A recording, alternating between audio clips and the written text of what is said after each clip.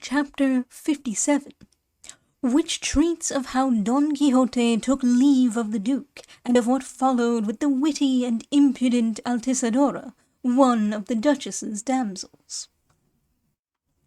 Don Quixote now felt it right to quit a life of such idleness as he was leading in the castle, for he fancied that he was making himself sorely missed by suffering himself to remain shut up and inactive amid the countless luxuries and enjoyments his hosts lavished upon him as a knight, and he felt too that he would have to render a strict account to heaven of that indolence and seclusion. And so one day he asked the Duke and Duchess to grant him permission to take his departure. They gave it, showing at the same time that they were very sorry he was leaving them.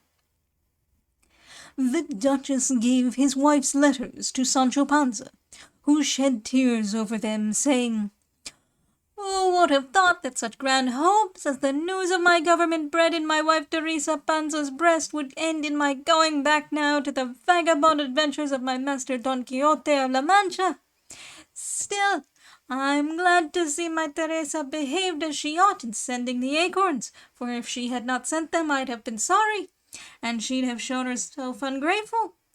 It is a comfort to me that they can't call that present a bribe, for I had got the government already when she sent them, and it's but reasonable that those who have had a good turn done them should show their gratitude, if it's only with a trifle. After all, I went into the government naked, and I come out of it naked, so I can say with a safe conscience, and that's no small matter.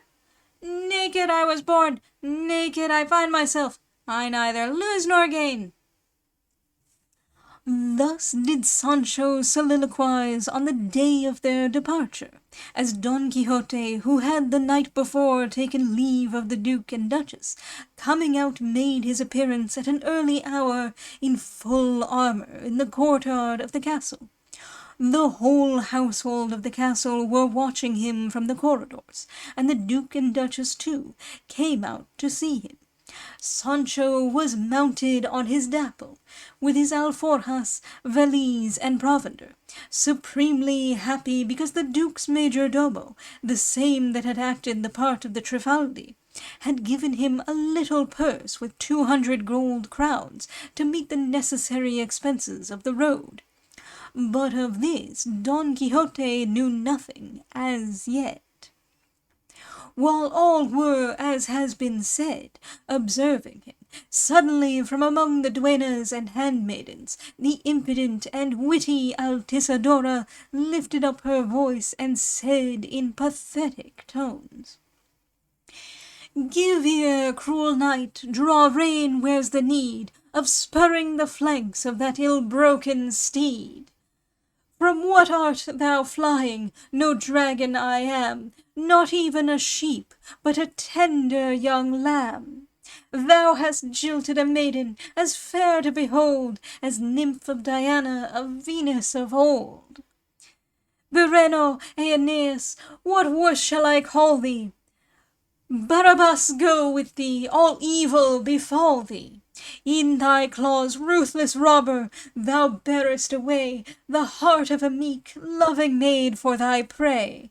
3 kerchiefs thou stealest, and garters a pair, from legs than the whitest of marble more fair. And the sighs that pursue thee would burn to the ground 2,000 Troy towns, if so many were found. Bireno, Aeneas, what worse shall I call thee? Barabbas go with thee, all evil befall thee. May no bowels of mercy to Sancho be granted, and thy Dulcinea be left still enchanted. May thy falsehood to me find its punishment in her, for in my land the just often pays for the sinner.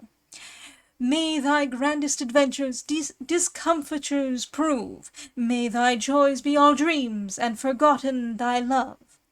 Bireno, Aeneas, what worse shall I call thee? Barabbas go with thee, all evil befall thee. May thy name be abhorred for thy conduct to ladies, from London to England, from Seville to Cadiz. May thy cards be unlucky, thy hands contain ne'er a king, seven, or ace, when thou playest primera. When thy corns are cut, may it be to the quick. When thy grinders are drawn, may the roots of them stick. Vereno, Aeneas, what worse shall I call thee? Barabas go with thee, all evil befall thee. All the while the unhappy Altisidora was bewailing herself in the above strain. Don Quixote stood staring at her, and without uttering a word in reply to her, he turned round to Sancho and said, "Sancho, my friend, I conjure thee by the life of thy forefathers, tell me the truth. Say, hast thou by any chance taken the 3 kerchiefs and the garters this lovesick maid speaks of?" To this Sancho made answer, "The 3 kerchiefs I have, but the garters as much as over the hills of Ubeda." The Duchess was amazed at Altisidora's assurance. She knew that she was bold, lively, and impudent, but not so much so as to venture to make free in this fashion, and not being prepared for the joke. Her astonishment was all the greater.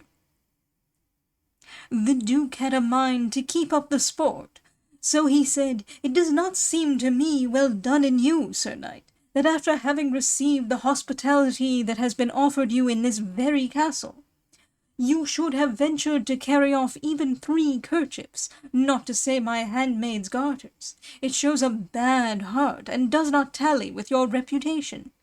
Restore her garters, or else I defy you to mortal combat, for I am not afraid of rascally enchanters changing or altering my features, as they changed his who encountered you into those of my lackey Tosilos."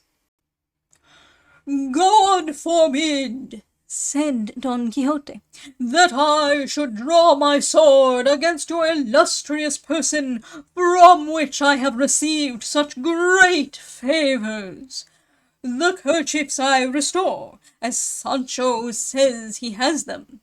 As to the garters, that is impossible, for I have not got them, neither has he, and if your handmaiden here will look in her hiding places, depend upon it she will find them.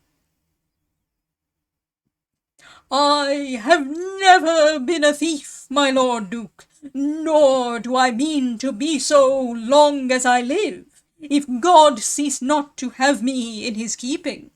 This damsel by her own confession speaks as one in love, for which I am not to blame, and therefore need not ask pardon, either of her or of your excellence, whom I entreat to have a better opinion of me, and once more to give me leave to pursue my journey." "And may God so prosper it, Señor Don Quixote," said the Duchess, "that we may always hear good news of your exploits. God speed you, for the longer you stay, the more you inflame the hearts of the damsels who behold you. And as for this one of mine, I will so chastise her that she will not transgress again either with her eyes or with her words."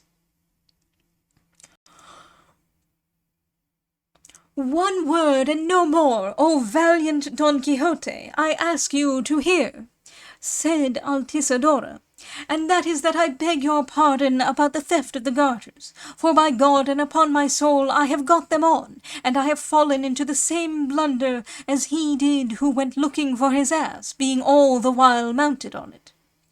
"Didn't I say so?" said Sancho. "I'm a likely one to hide thefts. Why, if I wanted to deal in them, opportunities came ready enough to me in my government."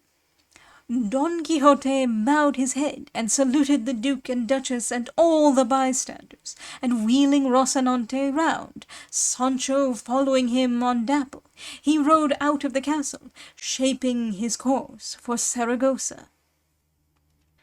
"Naked I was born, naked I find myself, I neither lose nor gain." Proverbs 73. Bireno. Bereno, Duke of Zealand, who deserted Olympia, daughter of the Count of Holland, very much as Theseus deserted Ariadne. Orlando Furioso, Cantos 9 and 10, there is a ballad on the subject, with a refrain which may have suggested that introduced here. The just often pays for the sinner. Proverb 123. Over the hills of Ubeda. Proverb 34.